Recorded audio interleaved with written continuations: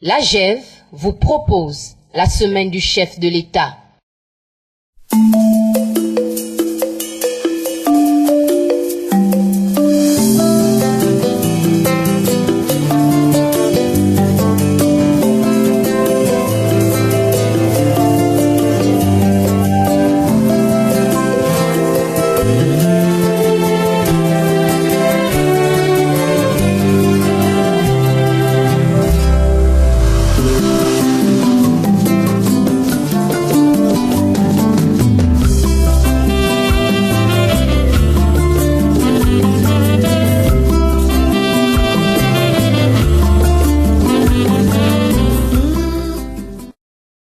Le président de la République, chef de l'État Ali Bongo Ondimba, est arrivé à Kigali au Rwanda où il prendra part au sommet extraordinaire des chefs d'État et de gouvernement de l'Union africaine sur le lancement officiel de la zone de libre-échange continentale.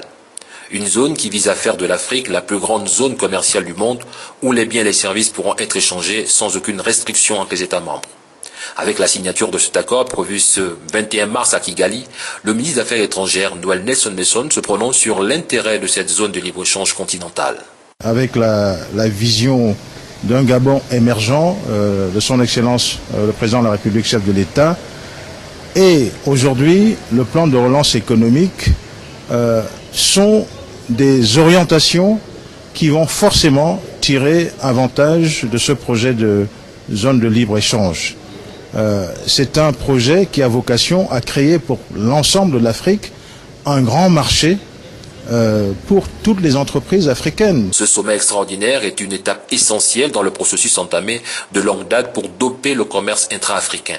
Avec la création de cette zone de libre-échange continentale, le Gabon et les autres pays pourront tirer profit de ce grand marché. Le Gabon, qui est dans une dynamique de diversification de son économie, une dynamique de relance économique, une dynamique d'industrialisation avec pour objectif la transformation locale de nos ressources, va forcément tirer profit de ce grand marché. Il faudra donc que les entreprises gabonaises, les acteurs économiques gabonais se préparent à aller à la conquête de ce marché africain. En se rendant à Kigali pour signer le traité, les dirigeants africains vont s'engager juridiquement ce mercredi dans la mise en œuvre d'un processus dont les négociations sont loin d'être achevées. Le président de la République, chef de l'État Ali Bongo Ondimba, a été accueilli chaleureusement par les autorités rwandaises. C'est officiel, 44 pays membres de l'Union africaine ont signé à Kigali au Rwanda l'accord de création de la zone de libre-échange continentale. 43 la déclaration de Kigali et 27 le protocole de libre circulation. Le Gabon, représenté par le président de la République, chef de l'État Ali Bongo Ondimba, a procédé également à la signature de l'accord de libre-échange dans les 4 langues de l'Union africaine, suivi de la déclaration de Kigali. Un acte historique salué par l'ensemble des chefs d'État et des représentants de l'Union africaine. En prenant la parole, le président de la République, chef de l'État Ali Bongo Ondimba, a déclaré que la zone de libre-échange favorisera plusieurs emplois et une croissance plus inclusive. En signant donc cet acte juridique, nous pouvons d'ores et déjà être résolument optimistes. À travers les économies d'échelle générées, la zone de libre-échange continentale africaine favorisera la création de nombreux emplois et une croissance plus inclusive, porteuse d'un développement harmonieux et équilibré pour notre continent. La mise en place de la zone de libre-échange se traduira par la création d'un marché de plus d'1,2 milliard de personnes avec un produit brut combiné de plus de 3 000 milliards de dollars. La signature de cet accord est une étape cruciale franchie par le sommet extraordinaire de Kigali. La création de la zone de libre-échange est un tournant majeur depuis la réalisation de 2 objectifs prioritaires que nous appelons de nos vœux depuis janvier 2012. Le développement du commerce intra-africain et l'industrialisation pour la transformation locale de nos ressources afin d'y ajouter une plus-value. Prochaine étape, ratifier l'accord de création de la zone de libre-échange commercial signé à Kigali à l'échelle nationale par les parlements des différents pays pour entrer en vigueur. C'est en sa qualité de président en exercice de la Communauté économique des États de l'Afrique centrale que le président de la République, chef de l'État Ali Bongo Ondimba, a présidé une réunion des pays membres de cette communauté en marge de la cérémonie officielle de lancement de la zone de libre-échange continentale à Kigali au Rwanda. Lors de cette rencontre, qui a connu la participation de tous les pays de la CEEAC, les questions de paix et de sécurité dans la sous-région, la lutte contre le terrorisme dans toutes ses formes et le processus d'intégration ont été évoqués au cours de cette rencontre. Le chef de l'État Ali Bongo Ondimba a saisi également cette opportunité pour rappeler que l'intégration continentale demeure la seule option viable pour l'émergence économique de l'Afrique, ainsi que pour son insertion dans le concert des nations et dans une économie mondiale et globalisée en constante mutation. D'où la nécessité pour les États membres de faire de la paix et la sécurité une priorité. La rencontre des États membres de la CEEAC s'est déroulée dans un climat de sérénité et d'engagement, mais aussi avec la ferme conviction que la voie du salut demeure la réalisation de son intégration, une ambition partagée par l'ensemble des États membres. Des kits d'accouchement gratuits, un personnel médical mobilisé pour des bénéficiaires visiblement heureux, la gratuité des accouchements dans les établissements publics de santé est effective au Gabon. Ici, au CHU de Libreville, le président de la République et son épouse sont venus prendre le pouls de cette mesure. Toutes les personnes qui accouchent dans des structures publiques, l'accouchement est gratuit, que ce soit par voie basse ou par césarienne. Et maintenant, celles qui ne sont pas immatriculées à la CNAMGS, la CNAMGS a ouvert un bureau au niveau de l'hôpital pour que celles qui ne sont pas immatriculées, tout de suite on les immatricule pour pouvoir bénéficier de cette gratuité d'accouchement. De la parole à l'acte, le chef de l'État concrétise ici l'une de ses promesses en début d'année pour soulager les familles gabonaises face aux dépenses liées à la naissance. L'accouchement gratuit, ça ne doit pas simplement rester des mots, ça doit être matérialisé. Donc je viens me rendre compte que tout se passe bien, que les Gabonaises qui attendent un service, que ce service puisse leur être rendu. La santé est un facteur essentiel de développement.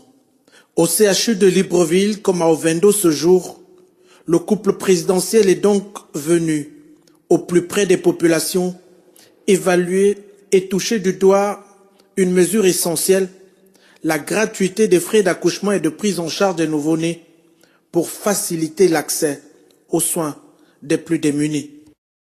Le sceau de la République gabonaise est une mère allaitant son enfant. Autrement dit, notre pays est enclin à la politique nataliste, la démographie étant un élément essentiel pour toute nation qui aspire à un développement multisectoriel.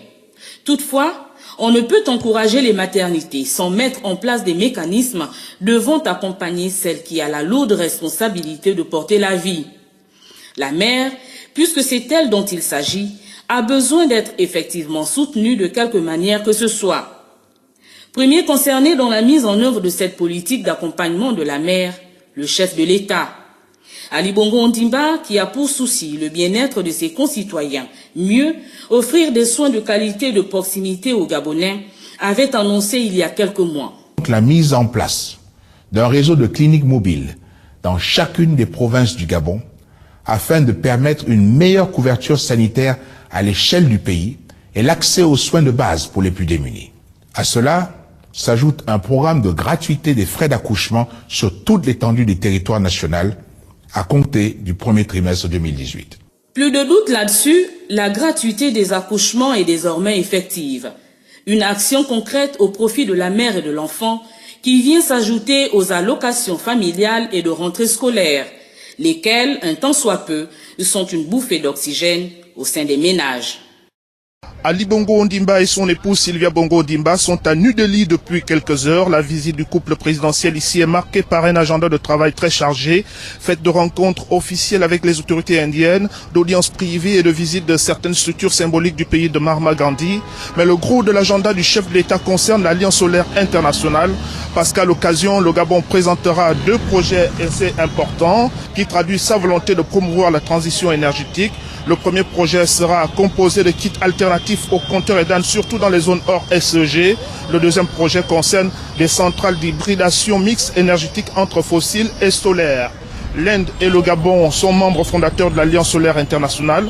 Lors de la session plénière de demain, le président gabonais interviendra après son homologue rwandais Paul Kagame en début de matinée. C'est la deuxième visite officielle d'Ali Bongo Ondimba en Inde après celle de 2015 à l'occasion du 3e sommet Inde-Afrique de New Delhi. Les relations bilatérales entre les deux pays sont vieilles de 40 ans. Celles-ci sont marquées par plusieurs accords de coopération qui restent encore à renforcer par un cadre juridique.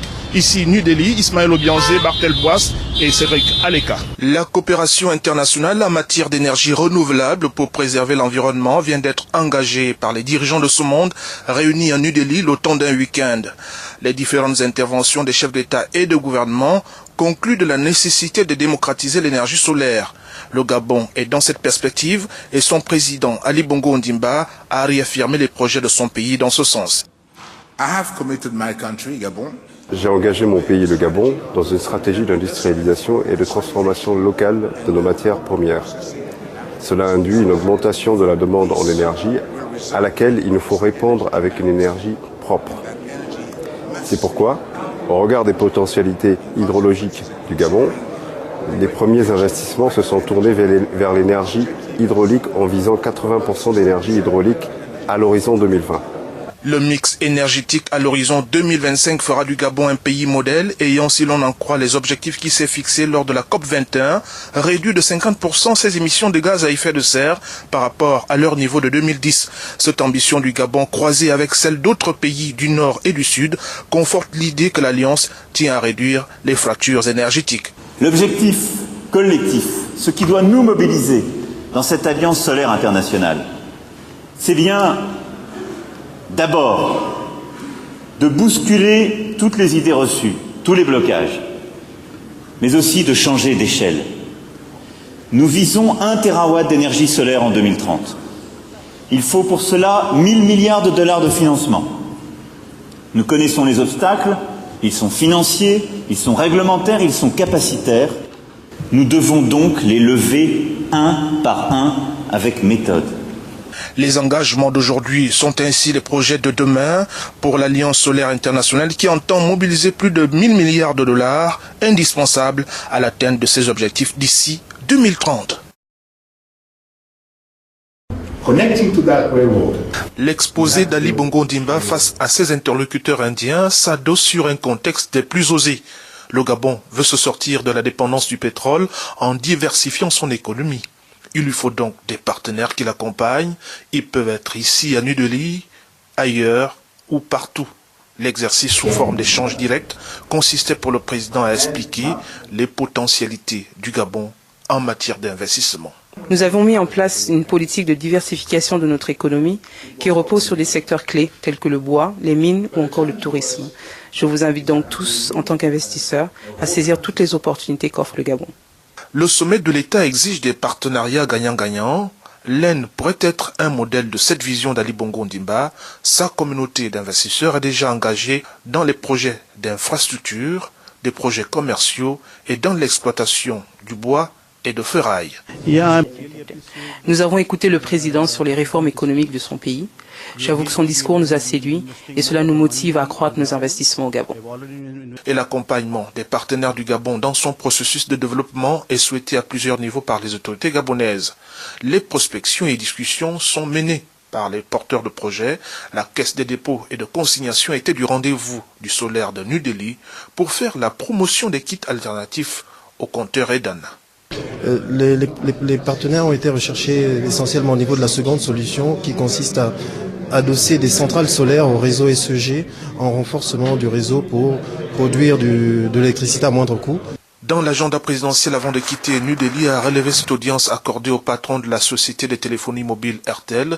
L'entretien entre Ali Bongo Ondimba et Sunil Bharti Mittal était lié au processus de redéploiement de cette entreprise sur le plan national.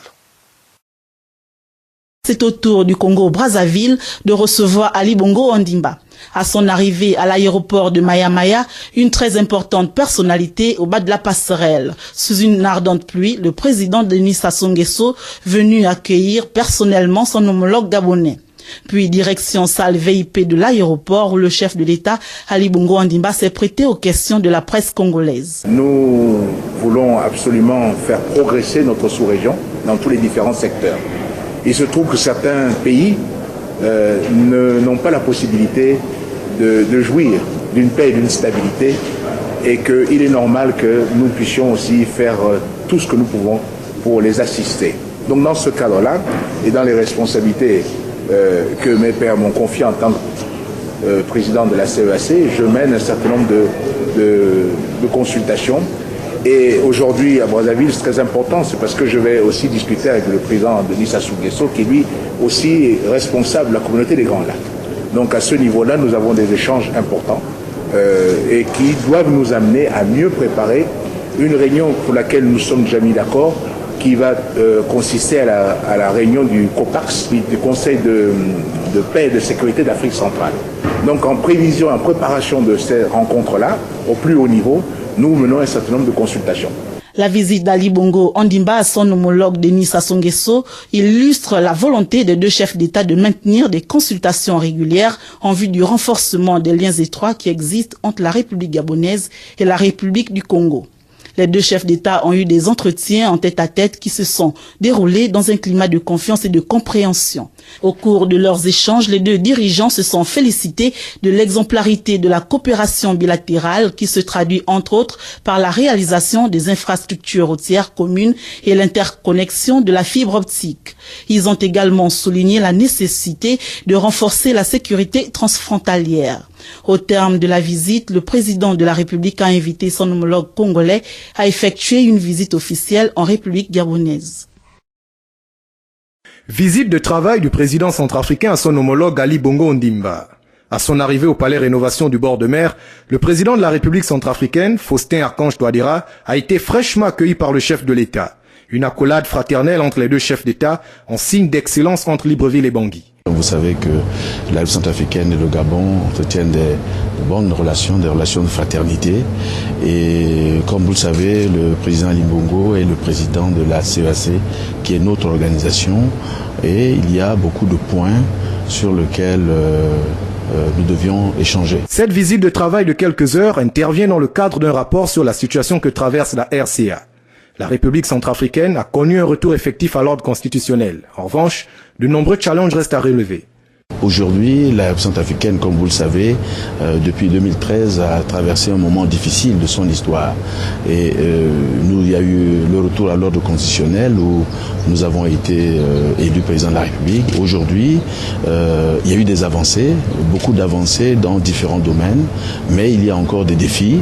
Et parmi ces défis, il y a les questions sécuritaires sur lesquelles nous travaillons, la restructuration de nos forces de défense et de sécurité, il y a les problèmes de développement et il y a des questions humanitaires sur des urgences humanitaires sur lesquelles nous travaillons. Le pays s'est remis sur les rails. Des fonds permettant de matérialiser le plan de maintien de la paix ont été obtenus. Nous pensons que aujourd'hui nous avons déjà une bonne stratégie, le RCPCA, qui est le plan de relèvement et consolidation de la paix.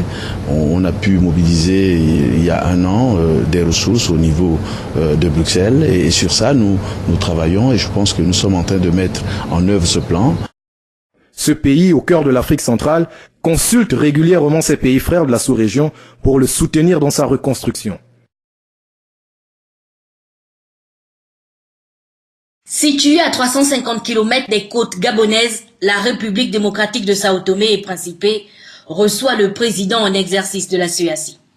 Le chef de l'État Ali Bongo Ondimba est accueilli par son homologue sao-toméen Evaristo Carvalho. Honneurs militaires et exécution des deux hymnes ont ponctué la première étape de cette visite de travail qui s'inscrit dans le cadre de l'intégration sous-régionale. Les deux chefs d'État ont eu un tête-à-tête autour des questions de paix et de sécurité au sein de l'espace communautaire. À l'heure actuelle, notre sous-région a un certain nombre de difficultés, notamment des problèmes sur la sécurité. Certains pays connaissent des conflits, que ce soit des conflits intérieurs ou des conflits qui sont provoqués par l'extérieur. Nous pensons la République centrafricaine, la République démocratique du Congo, mais aussi la République du Tchad et celle du Cameroun qui sont confrontées à Boko Haram. Donc toutes ces questions-là nécessitent que nous puissions avoir des concertations.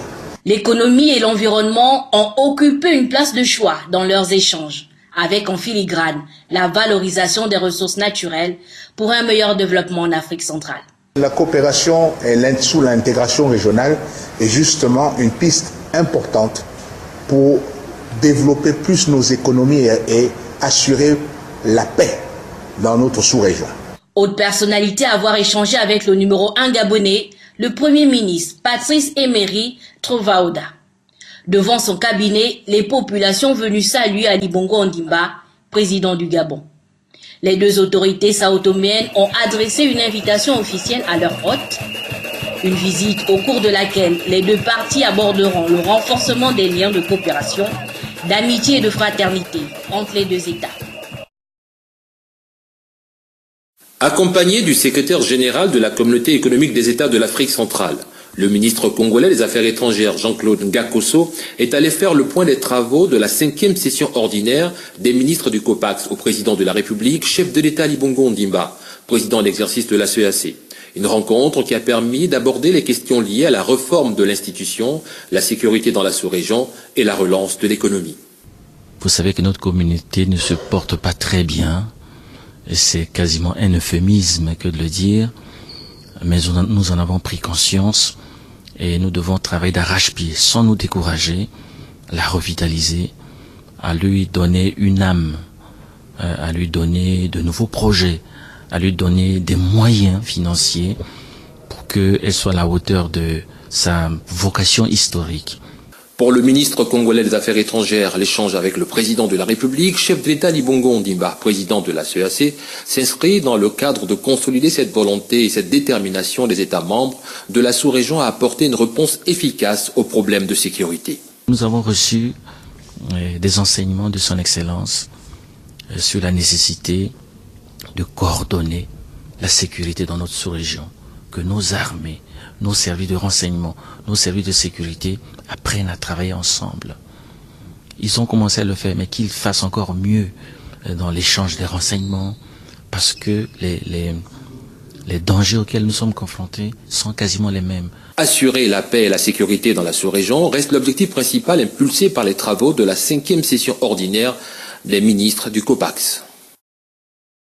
C'est sur invitation de son homologue Mohamedou Bouhari que le président de la République, chef de l'État Ali Bongo Ondimba, en sa qualité de président de la Communauté économique des États de l'Afrique centrale et président du comité des chefs d'État et de gouvernement africains sur les changements climatiques, est arrivé à Abuja au Nigeria, où il a pris part à la conférence internationale sur le lac Tchad.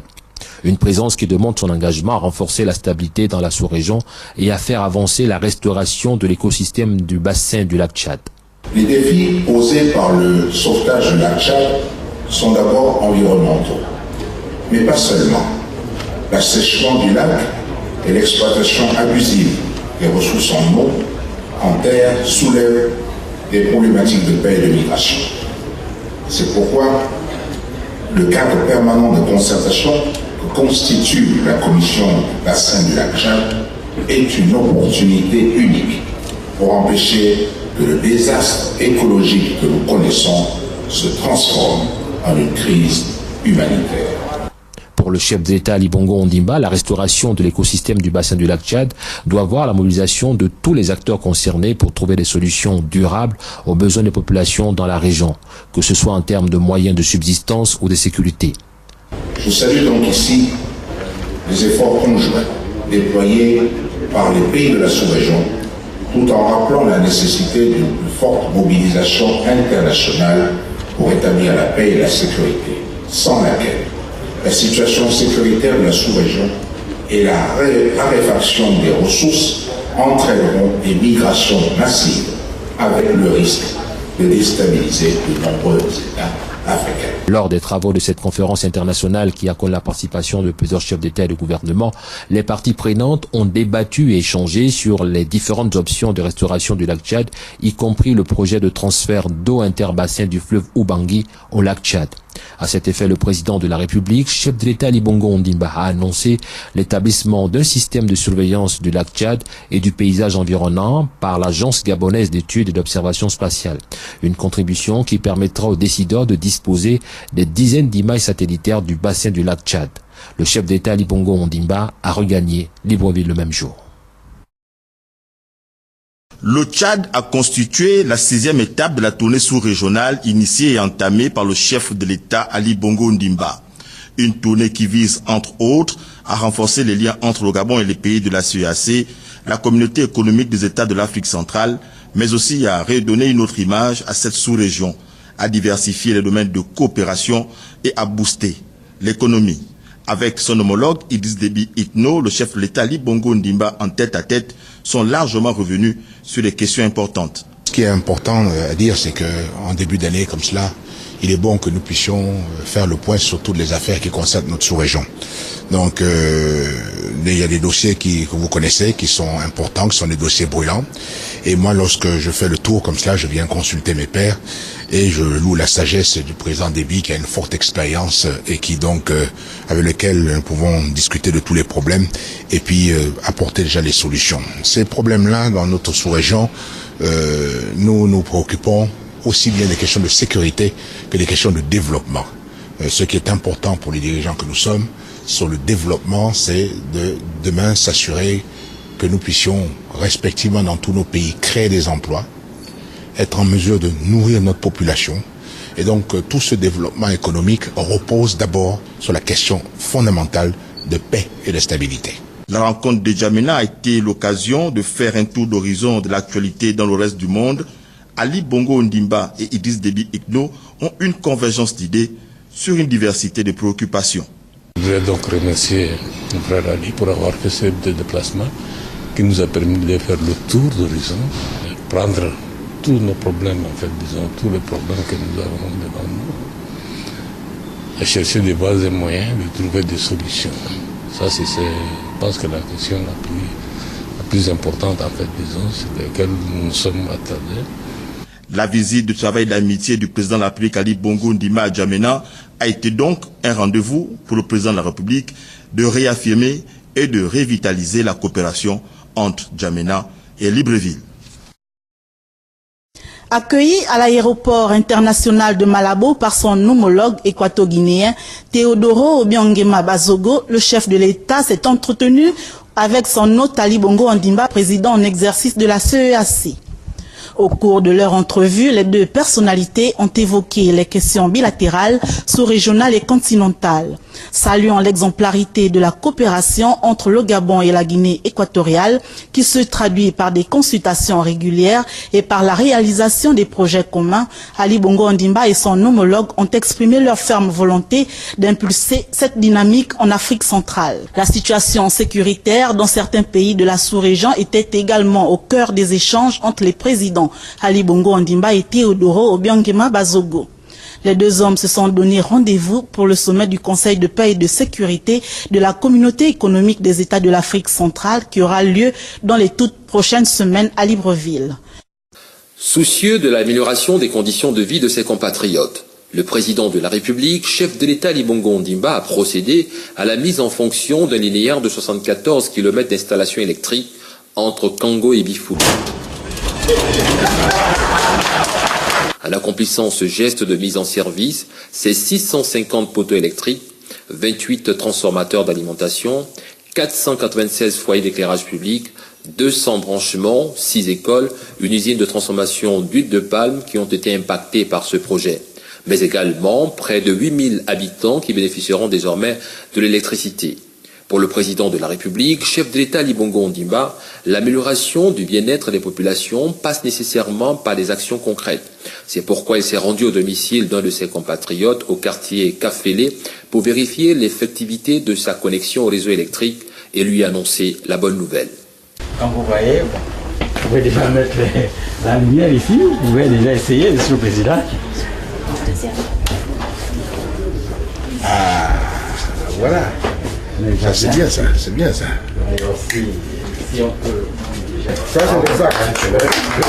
Ensuite, le président de la République, chef d'État Ali Bongo Ondimba, s'est rendu à l'école primaire d'Ayem Bokwede, où il a procédé également à la mise en service du transformateur qui alimente la zone. Un geste qui l'a conduit dans les différentes salles de classe pour échanger avec la jeunesse scolarisée sur leur avenir. Accueilli chaleureusement, le chef d'État Ali Bongo Ondimba a vérifié aussi que l'école a été électrifiée. Cette concrétisation illustre l'effectivité de sa politique de développement énergétique.